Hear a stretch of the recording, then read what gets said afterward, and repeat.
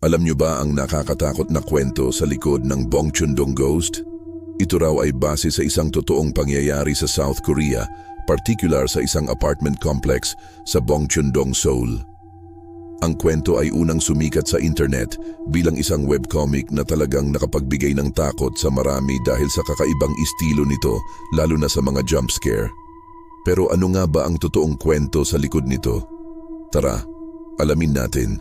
Ang kwento ay umiikot sa isang babae na pinangalanan nating si Cho. Mayroon siyang isang maliit na anak na babae. Isang araw, nagkaroon sila ng matinding problema ng kanyang asawa na nauwi sa kanilang paghihiwalay. Dahil sa hirap ng buhay at depresyon, nawala sa kanya ang kustudiya ng kanyang anak. Labis na dinamdam ni Cho ang pagkawala ng kanyang anak. Ang lungkot na kanyang naramdaman ay unti-unting naging isang malalim na pighati. Dahil sa matinding depresyon at pangungulila, nagpasya si Cho na tapusin ang kanyang buhay. Tumalon siya mula sa isang apartment building sa Bongcheon-dong. At dito na nagsimula ang mga kababalaghan. Sinasabing ang kaluluwa ni Cho ay hindi matahimik. Nagpapagala-gala raw ito sa lugar kung saan siya namatay, hinahanap ang kanyang nawawalang anak. Ang pinakasikat na bersyon ng kwento ay tungkol sa isang high school student na pauwi na galing sa eskwelahan. Gabi na noon at medyo madilim na ang paligid. Habang naglalakad siya sa isang iskinita sa Bongcheon-dong, napansin niya ang isang babae sa di kalayuan. Nakayuko ito at mukhang hirap maglakad, parang may iniinda. Ang buhok nito ay mahaba at nakatakip sa kanyang mukha. Dahil sa awa, nilapitan ng estudyante ang babae para alukin ng tulong. "Okay lang po ba kayo, Ale?" tanong niya. Dahan-dahang itinaas ng babae ang kanyang ulo. Laking gulat ng estudyante nang makita niya ang mukha ng babae. Puno ito ng mga pasa at sugat at ang mga mata nito ay tila walang buhay. At ang pinakanakakatakot sa lahat, ang leeg nito ay baluktot sa isang hindi natural na posisyon na parang nabali. "Nasaan ang anak ko?" bulong ng babae sa isang malamig at nakakakilabot na boses. Sa sobrang takot, napasigaw ang estudyante at tumakbo ng mabilis palayo. Pero habang tumatakbo siya, naririnig pa rin niya ang mga yabag ng babae na sumusunod sa kanya. Pero hindi ito tunog ng isang normal na pagtakbo. Ito ay parang may kumakaladkad. Tak, tak, tak, tak. Ang tunog ay papalapit ng papalapit. Hindi na lumingon pa ang estudyante. Tuloy-tuloy lang siya sa pagtakbo hanggang sa makarating siya sa isang mataong lugar. Doon lang siya huminto at huminga ng malalim. Nang lumingon siya, wala na ang babae.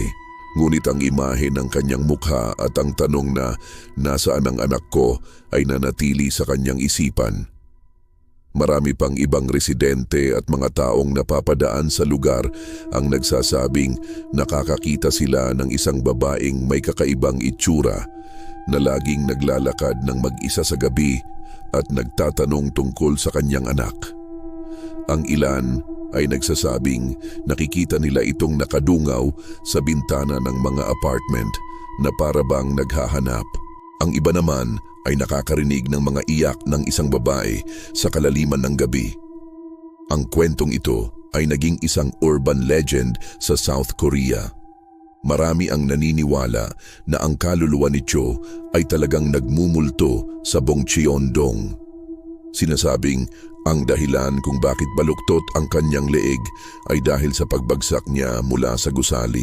Ang kanyang walang katapusang paghahanap sa kanyang anak ay isang pagpapakita ng walang hanggang pagmamahal ng isang ina kahit sa kabilang buhay. Ang orihinal na webcomic na ginawa ni Horang ay naging viral dahil sa paggamit nito ng animation at sound effects. Habang nag-i-scroll ka pababa, bigla na lang gumagalaw ang mga imahe. Sa isang eksena, ang ulo ng multo ay biglang lilingon sa iyo, sabay ng isang malakas na tunog ng pagkabali ng buto. Ito ang nagbigay ng isang bagong antas ng takot sa mga mambabasa. Dahil sa kasikatan ng webcomic, marami ang naging interesado sa totoong kwento sa likod nito. Nagkaroon ng mga debate kung ito ba ay totoong nangyari o isa lamang kathang isip na ginamit para sa webcomic. Ayon sa ilang sources, mayroon daw talagang isang babae na tumalon mula sa isang apartment sa Bongcheon-dong noong 2007. Ngunit ang mga detalye tungkol sa kanya tulad ng pagkakaroon ng anak ay hindi kumpirmado at maaaring dinagdag na lang para mas maging madrama at nakakatakot ang kwento. Totoo man o hindi, ang kwento ng Bongcheon-dong Ghost ay isang paalala sa atin tungkol sa mga trahedya na maaaring mangyari sa totoong buhay. Ito ay isang kwento ng kalungkutan, pagkawala at ang walang kapantay na pagmamahal ng isang ina. Ipinapakita nito kung paano ang isang personal na trahedya ay maaaring maging isang nakakatakot na alamat na magpapatuloy na ikwento sa mga susunod na henerasyon. Ang Bongcheon-dong na dati ay isang ordinaryong lugar lang sa Seoul ay naging sikat dahil sa kwentong ito. Maraming ghost hunters at mga mahihilig sa katatakutan ang bumibisita sa lugar, umaasang makita o maramdaman ang presensya ng multo. Siyempre, para sa mga residente, ito ay maaaring nakakabahala. Isipin mo na lang na ang lugar kung saan ka nakatira ay kilala dahil sa isang nakakatakot na multo. Ang kwento ay nagpapakita rin ng kapangyarihan ng internet sa pagpapakalat ng mga modernong alamat. Mula sa isang simpleng webcomic, naging isang global phenomenon ang Bongcheon-dong Ghost. Nagkaroon ito ng iba't ibang bersyon sa iba't ibang wika at patuloy na nagbibigay ng takot sa mga bagong mambabasa at manonood sa buong mundo. Kaya sa susunod na maglalakad kayo mag-isa sa gabi sa isang hindi pamilyar na lugar, mag-ingat kayo. Baka sa inyong paglalakad ay makasalubong kayo ng isang babaeng nakayuko na may mahabang buhok na nakatakip sa kanyang mukha. At kung sakaling tanungin niya kayo, nakita mo ba ang anak ko? Ano ang isasagot ninyo? Ang trahedya ni Cho ay isang malungkot na kwento. Ito ay tungkol sa isang inang nawalan ng lahat at ang kanyang kaluluwa na hindi matahimik. Sa bawat yabag niya sa madidilim na iskinita ng Bongcheon-dong, naroon ang bigat ng kanyang pighati at ang walang katapusang pag-asa na mahanap ang kanyang nawawalang anak.